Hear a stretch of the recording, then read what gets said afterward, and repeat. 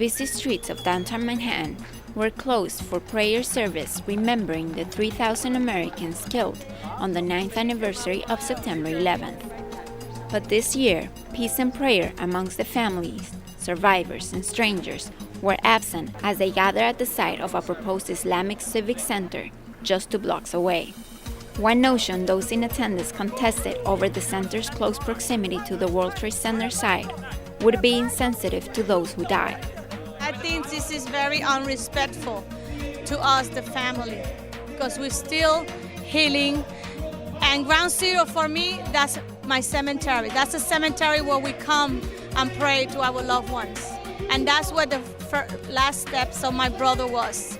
And I would come here every year until God wants me to be here. But I will be here every year because this is a sacred land. It should be for families to come and pray to their loved ones. The city authority approved the project for the development last month. But since, it's become a polarized debate with politicians speaking out against or in favor of it.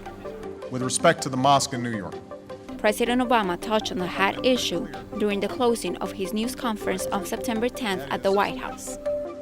this country stands for the proposition that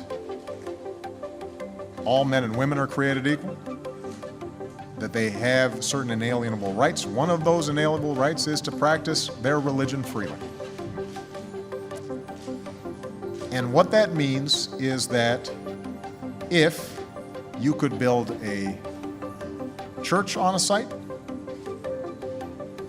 you could build a synagogue on a site, if you could build a Hindu temple on a site, then you should be able to build a mosque on the site. One thing has been overlooked in this issue for the past year.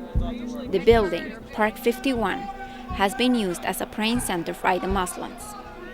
Decades before the World Trade Center was built, Washington Street, just south of the Ground Zero, was known as Little Syria.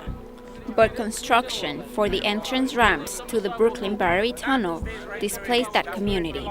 Terrence, a diocesan bishop of Los Angeles, strongly defended the proposed Islamic center and Muslims' rights. I think it's definitely their right to build a mosque there. There are all sorts of religious buildings. There's a church right there. Why shouldn't a mosque be around the corner? There's no reason for them to be excluded. Either they are full citizens or they're not citizens. And these people are citizens.